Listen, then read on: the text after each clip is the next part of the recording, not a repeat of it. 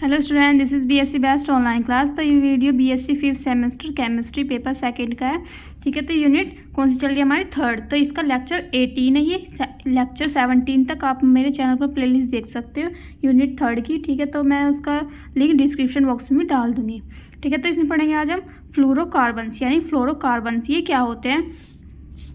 फ्लोरोकार्बन्स ऐसे रासायनिक यौगिक हैं जिनमें कार्बन और फ्लोरीन परमाणु होते हैं। तो फ्लोरोकार्बन से हमें नाम से ही पता चल रहा है कि इसमें क्या होगा, फ्लोरीन होगा और कार्बन होगा। तो फ्लोरोकार्बन ऐसे रासायनिक यौगिक है जिसमें कार्बन और फ्लोरीन के परमाणु होते हैं। ठीक है, ये दोनों कार्बन और फ्लोरीन से परमाणु मिलकर क्या बनाते हैं, यौगिक बनाते हैं। इनमें कार्बन और फ्लोरीन के बीच में क्या होता है, मजबूत बंधन होता है, यानी बॉन्ड पाया जाता है किसके बीच में, कार्बन के बीच में और फ्लोरीन के बीच में। तो इसका एग्जांपल देख लो आप, CF2 डबल बॉन्ड CF2, तो इसका नाम बनेगा पॉलीटेट्राफ्लूरोएथिलीन। ठीक है, पॉलीटेट्राफ्लूरोएथिलीन इसका नाम बनेगा, या फिर इसे कह सकते हैं हम टेफ्लॉन। ठीक है, तो इसका नाम बना टेफ्लॉन। तो और इसका दूसरा एग्जाम्पल कौन सा, CFC यानी क्लोरोफ्लोरोकार्बन। तो ये भी है एक इसका एग्जाम्पल किसका, फ्लोरोकार्बन का। तो इसके देख लेते हैं नेक्स्ट क्या है आगे। इन्हें हाइड्रोकार्बन से प्राप्त किया जाता है, यानी इसका जो हमारे बनाने की विधि है उसमें किससे, हाइड्रोकार्बन, जिसमें हाइड्रोजन और कार्बन उपस्थित हो उससे ही फ्लोरोकार्बन को हम प्राप्त कर सकते हैं। कैसे, जिसमें हाइड्रोजन परमाणु को F परमाणु से बदल दिया जाता है। जो हमारे हाइड्रोजन परमाणु है हाइड्रोकार्बन में, जो हाइड्रोजन परमाणु होते हैं उनकी जगह हम फ्लोरीन जोड़ देते हैं, तो क्या बन जाता है हमारा फ्लोरोकार्बन। ठीक है, तो इसमें यही कहा है कि जो हम जिसमें हाइड्रोजन परमाणु को F परमाणु से बदल दिया जाता है। इस प्रक्रिया से अधिक स्थिर पदार्थ बनते हैं। जो हमारा फ्लोरोकार्बन है उससे क्या होता है, बहुत अधिक स्थिर होते हैं। ठीक है, तो इसके गुण देख लेते हैं। हमारे फ्लोरोकार्बन के गुण, पहला इसमें स्थिरता। तो स्थिरता का मतलब क्या है, यानी स्टेबिलिटी।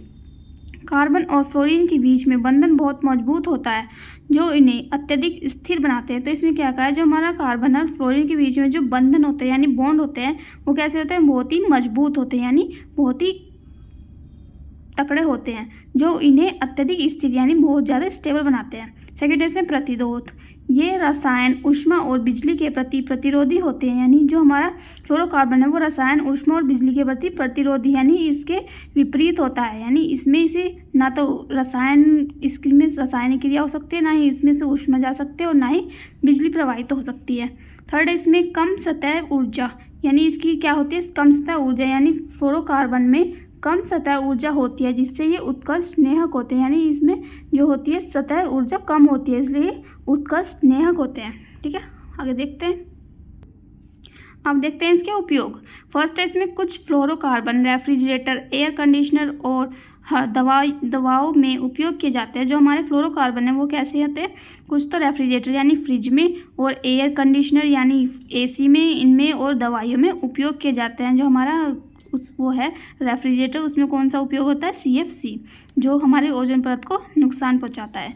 सेकेंड है इसमें वाणिज्य पॉलीमर और रेजिन में भी इसका उपयोग किया जाता है, यानी वाणिज्य पॉलीमर में और रेजिन के में भी इसका उपयोग किया जाता है। थर्ड है इसमें इसका उपयोग रासायनिक, यांत्रिक और विद्युत उद्योगों में किया जाता है। जो हमारे फ्लोरोकार्बन है उसका उपयोग यांत्रिक और रासायनिक उद्योगों में भी यानी फैक्ट्री में किया जाता है।